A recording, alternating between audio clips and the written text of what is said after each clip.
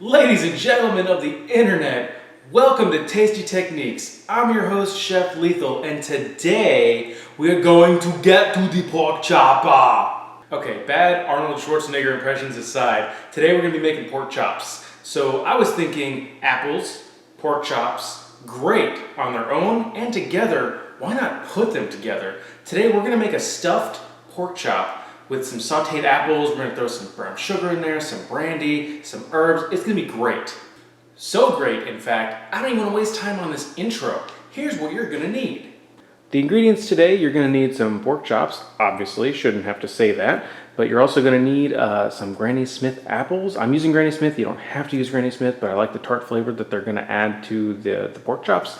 I'm gonna dice them and I'll show you how to do those in just a second. You're gonna want some shallots. Mine are sliced thin and then rough chopped. If you don't have shallots or don't want shallots, you can use onions, medium dice I would say, or just leave them out altogether. It's your loss. I've got a little bit of brandy that's going to go into the apple mixture, some brown sugar to sweeten it up just a little bit, kosher salt, which of course is never optional. I'm going to throw in a little bit of cinnamon, some apple cider vinegar, and butter, and I'm probably going to also use some neutral oil as well. The equipment list, pretty light today. You're just going to need a saute pan, and a paring knife or a boning knife is just fine, or any other small sharp knife that you have in order to make the cut in the pork chop. And then you're going to need miscellaneous spoons, tongs, forks, and probably a mixing bowl. But that's going to be it for the ingredients and equipment. Let me show you how to dice that apple. Now before we get started on the apple, I think it's been a couple of episodes since I've mentioned the fact that underneath my cutting board I always keep a shelf liner. I have that there just because my board won't move and it's safe. Safety is good. So the first cut I'm going to make is actually not a cut at all. I'm going to go put my saute pan on medium-low heat before we get started on the apple. Okay, so I've got that on the heat. The reason why I'm doing that is because once we get this apple cut, we want to move quick because we don't want it to start browning before we want it to start browning in the pan. So the first cut I'm going to make is right down the side here, and this is going to be a snack for later for me. Now, just like the onions and the carrot that we did, we're going to cut and make a panel just down this side of the apple. And we're going to do that again. You don't want to get into the core, obviously, so just, if you start to see core, just stop. So I just want to demonstrate real quick with you guys. So I've got the panel here. Let's use the big one. There. So I'm going to, because again, I'm always a sucker for presentation, I'm going to chop off this edge here, and I'm going to eat that in just a second. But now, just like the carrot that we did for the Italian wedding soup, we're dealing with the exact same thing. So I'm just going to cut in to matchsticks here, just right across. And I'm going to leave the ugly end for me later. And I'm just going to line these matchsticks up and then just cut these into rough cubes. Beautiful. Look at that. Perfect. So I'm going to throw these in a bowl. Awesome. And then I'm going to cut up the rest of this apple. Okay, over here at my stovetop, I got my straight-sided saute pan here. I'm going to toss in about, I don't know, probably about 3/4 of a tablespoon of butter. It doesn't have to be exact. We're just going to throw that in. Now I'm getting some pretty aggressive sizzling here. So I'm going to just watch this. My heat might be a little bit too high, but I think it's going to be okay. The butter is melting nicely. Okay, butter is completely melted actually, and it's a little foamy. Foam's kind of going away and starting to smell a little bit nutty. We're going to throw in the apples. I've got a little spoonula here to help out with the job. A little sizzle action, very nice. Oh yeah. Sing to me, my precious, sing. Get in there. Okay, so I'm going to let these kind of go for just a couple of seconds here. I'm going to go ahead and hit it with salt immediately. So just a little bit of salt, just to kind of help bring out a little bit of the moisture. Also to season the apples. Just going to go ahead and stir this up all good, just to make sure the salt's evenly coated, and just kind of let it sit and stir every little bit. After about 45 seconds or so, the apples are going to start to release some moisture from the salt. So we're going to go ahead and turn up the heat a little bit. There we go. And this is going to help the apples brown and evaporate the liquid that comes out. So we're just going to keep stirring and watch this. You don't want too much browning because we haven't even added the shallots yet. Okay, it's been about 2 minutes or so on the heat. I'm up to about medium-high because my apples just weren't browning the way that I want them to. It's starting to smell really, really good. Getting a little bit of browning. It's a little dry in the pan though, so I'm going to add just a squirt of my neutral oil, just a tiny, tiny, tiny bit. Give it a swirl, and then I'm going to toss in my shallots, just like that. Get in there. My thyme. Hi-ya! Nice. Another little touch of salt because the shallots and thyme are not seasoned. And now we give it all a stir. Now we're talking. Oh yeah, the apples are getting a nice color on there. Oh yeah, good. This is good. Okay, so, hey, you move. What's up? Anyway, so my apples and shallots and thyme smelling amazing, just amazing. And the heat is nice and high. I'm gonna add a little bit of brandy. And we're just gonna let this evaporate, get all the booziness out of it, and the apples are basically gonna stew a little bit in this brandy. What we're aiming for is the pan to be kind of dry with the liquor kind of reducing down into kind of a syrup. Okay, we're almost done. Most of the liquor is completely gone. The pan's almost dry again. I'm gonna throw in a little bit of brown sugar, and we're almost done here. So I'm gonna give this a stir just to get the brown sugar in there, and I don't want very much sugar. This isn't a candy, but we do want a little bit of sweetness. The sugar is gonna help browning, definitely gonna help browning. It's gonna give a little bit of sweetness, and when it cooks a little bit, it's gonna add a lot of complexity to the whole dish, actually.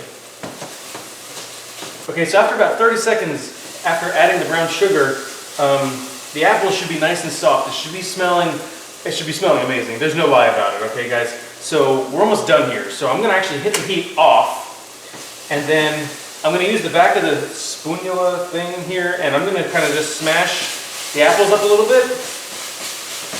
Okay, so you don't want it like mashed potatoes super finely crushed and smooth and everything like that. You want the chunks to kind of give it some complexity, but we're done.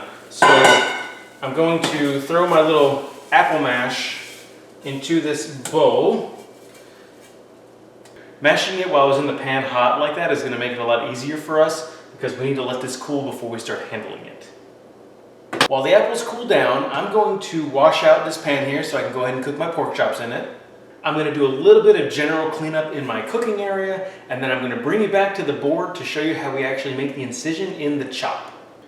Okay guys, when it comes to pork chop incision making, we've got 3 real options, 2 of which you probably already have.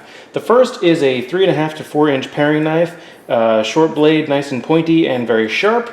The second is a utility knife. This one's 6 inches long, again very pointy, very sharp. And then what I'm going to probably be using today is my bird's beak blade. In school we called it a tournée knife because of, well, it's not important why, but it's got a nice curved blade, almost like a bird's beak, imagine that. But this will help us keep our incision size small, but be able to kind of carve.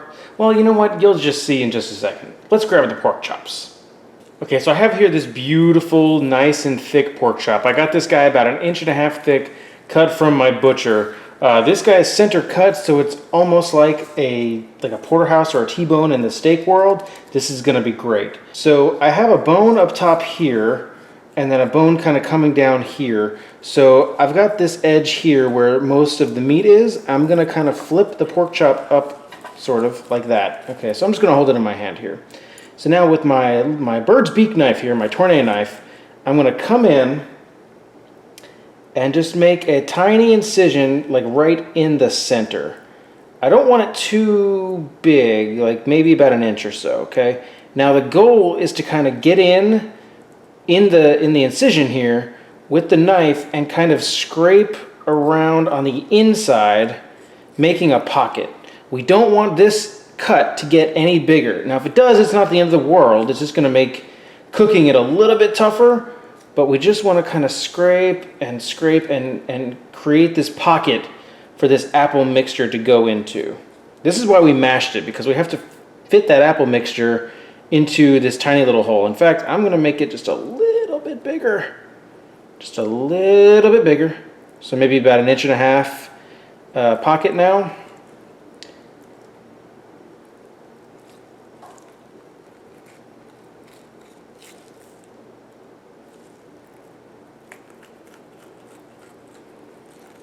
Okay, so once you're happy with the crevice that you've created in your pork chop here, it's time to add the apples. And really, there's no scientific way to do this other than just shoving it in there. Try to get, obviously, as much in as possible without getting it all over the sides, but just kind of pack it in. A loose pack. You don't want it super tight on the inside there, but you do want as much apple inside the pork chop as possible. And the reason why you want the pocket on the inside as, kind of as even as possible is so that you don't have this bulge in your pork chop when you're cooking it. That way it browns on the outside and looks sexy. Okay, with the stuffing in as much as I can without it bulging, you can tell the pork chop is still at the same level. I'm going to pat it dry a little bit with some paper towel here, being sure not to push too hard to stuff out stuffing, which is funny thing to say, but just lightly dab to dry. I'm gonna hit it with a little bit of salt, a little bit of pepper, on both sides, of course.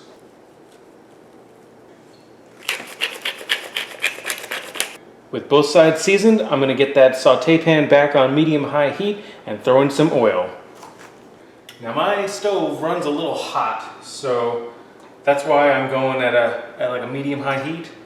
I'm adding about a tablespoon or so oil just to make sure there's enough to cover the bottom. Now I'm gonna let this get kind of hot, so you're gonna want to see little ripples in the surface of the oil. That's it telling you that it's ready to go. If it starts smoking, it's too hot. Back off the heat, take the pan off the heat for just a second, and let it kind of cool down a little bit. But my oil is very loose in the pan right now. It's a little shimmery, so I'm going to add the pork chops. Now I do like to add the side with the cut side down first. That'll seal it up and make sure, well, help against anything kind of oozing out. That's a good sound. Now I did make 2 pork chops because my wife would be very upset with me if I did not make her one. You may need to babysit this while it's cooking on its side like this, just so it stands up and seals that cut. Otherwise the apples will start spilling out or they might fall over. Once you do add them to the pan though, the temperature is going to drop a little bit. So I'm going to increase the heat just a touch, and I'm going to watch this. After that side browns a decent amount, I'm going to flip them on their side and let them cook like normal. Okay, so for me that took about 30 seconds. So I'm going to actually back down my heat just a little bit. These pork chops are pretty thick, so I don't want them overcooking on the outside before the inside is nice and done. Speaking of overcooking, if you do overcook the pork just a little bit, that stuffing inside is going to help. It's a very moist mixture, so it'll help kind of give you the illusion that the pork is still juicy, even though it may not be. But all that being said, I still don't want to overcook the meat. Okay, about a minute and a half later, something I want to mention is don't be afraid to get in there with your tongs here and move the chops around a little bit. Give them a peek. See what they look like underneath. You don't want too much browning, and there's really no science behind only flip them once. Flip them as much as you need. It's just going to cook quicker. Trust me. Another about 2 minutes went by. I got browning, really nice browning on side A, but some of my apple stuffing was starting to ooze out of one of my chops. So I put them back on their side, so that'll just kind of seal up that even a little bit better. And then I'm going to flip it and put it on side 2. So it really only took about 7 minutes maybe on the heat in total, maybe 8 minutes just to make it even. But the pork chops are done. They're sitting right in front of me. They're gorgeous, nicely golden brown. Some of the apple mixture did ooze out in the end because of the way that heat reacts and it causes things to expand. But that was fine. I kind of saved some of it. It got extra brown in the pan, so I took it out. I have it off to the side, and we can have that as a little chef snack. With your pork chops out of the pan though, the really important thing is going to be to let it sit. You need all those juices to calm down and forget that they're under the pressure of a lot of heat. So 4 minutes, maybe 5 minutes to be safe. They're still going to be plenty hot, and then we're going to carve them up and devour. Alright guys, so I cut into the pork chop and it wasn't quite done. Ooh, that's not a big deal. It happens to everyone. So I cut out the bone, put it in the pan, put the heat back on, let kind of the meat close to the bone cook all the way through, and then I threw the rest of the chop back in and just kind of cooked it, watched it, babysat it for another 3 or 4 minutes just to make sure that it was cooked to completion. So with that being said, I got even better browning. It's golden brown, it's delicious, it smells heavenly. I'm so hungry. With all that said, I'm gonna wrap it up for this episode of Tasty Techniques. If you haven't already, hit that subscribe button and see what other sorts of crazy things I come up with in the next couple of weeks. But I'm gonna leave it here for now. Thanks again for watching. I'm Chef Lethal, and I'll see you next time.